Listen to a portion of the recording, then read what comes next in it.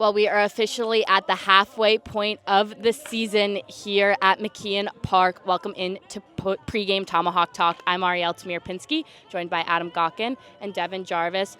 The Braves will take on the Hyannis Hawks for the second time this season after an off day yesterday. Before that, we played Orleans where we lost 5-2. Yeah, Bourne was coming off a 4-game winning streak, dropped the one to Orleans 5-2. It was a solid game, but just more from both the pitching and the hitting you would have wanted. The hitting wasn't as good as they were in the winning streak, the pitching the same. You allow those 5 runs, that's kind of resorting back to what this team was doing when they were in that losing skid and allowing a lot of runs. Hopefully the off day yesterday helped them reset and they can get back on track and look for closing on that 500 ball and maybe a winning percentage above 500 soon. Yeah. Adam, more specifically, what's something you saw in that Orleans game that they need to switch up for tonight to get the win? Well, the offense just wasn't where it needs to be, just 2 runs in that game. The offense in general through the first half of the season just hasn't been great. Bourne is worst in the league when it comes to runs scored, so they got to get that going. We saw during that 4-game winning streak some flashes, a couple of big innings, 5 runs in the game on 4th of July, 6 runs after that. So,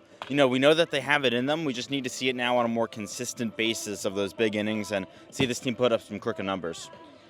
Well, Noah Franco is back from Team USA, and he'll be taking the mound for us tonight for the second time against Hyannis. Yeah, it'll be really interesting. Last time it wasn't great. Didn't have a lot of innings, but he'll be able to be a little bit more fleshed out today. He's been focusing a little bit more on pitching recently, and today presents a great opportunity for him to go out there, pitch well against the best team in the West Division. Well, thanks for joining me, guys. More pregame coverage coming up next, and first pitch at 6 p.m. Ariel Pinsky now joined by Lyle Allenstein. Lyle, we've played Hyannis one other time this season, all the way back in June. Can you remind us a little bit about what happened that game? 8-5 loss. They fell behind early, really quickly. Noah Franco made his starting debut in that game, which he's also on the mound today, but he struggled in that one. And the bats just came alive late. It's what we've seen in these Bourne losses the whole year. They fall behind early, the bats come alive late, methodical approach, but it's just never enough in the end.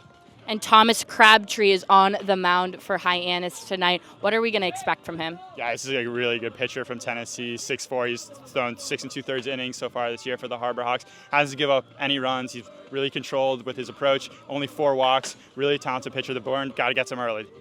Thanks for joining me, Lyle. We have an interview with Noah Franco coming up next, and first pitch will be at 6 p.m. Ariel Pinsky now joined by starting pitcher Noah Franco from TCU. Noah, you were with us in the beginning of the summer. You left for a little bit to be with Team USA, and you're back. Anything you're taking from that Team USA experience back to here on the Cape? Yeah, the one thing I'm taking from Team USA to now and the rest I'm done playing is just not taking anything for granted. Not many people are given the opportunity to compete for a spot on Team USA, and even not everyone's able to compete for a spot on a team at the Cape. So just very thankful for all the opportunities I've been given and just to take that day by day.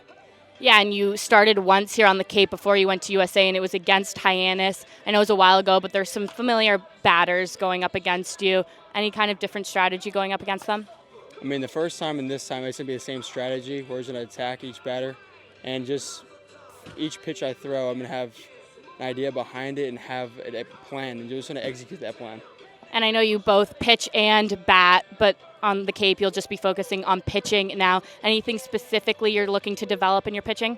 Yeah, I was given opportunity to pitch last year, but with me playing the outfield every day or DHing every day, it really shrunk the amount of times I could get on the field to pitch. But, in bullpens at school and even bullpens here, I'm just trying to pick the mind of the pitching coach and the head coach on what I could use for my fastball, slider, cutter, changeup, etc. But, basically just keep learning how to develop into a pitcher rather than just be a thrower. Well, thanks for joining me. Good luck tonight. Thank you so much.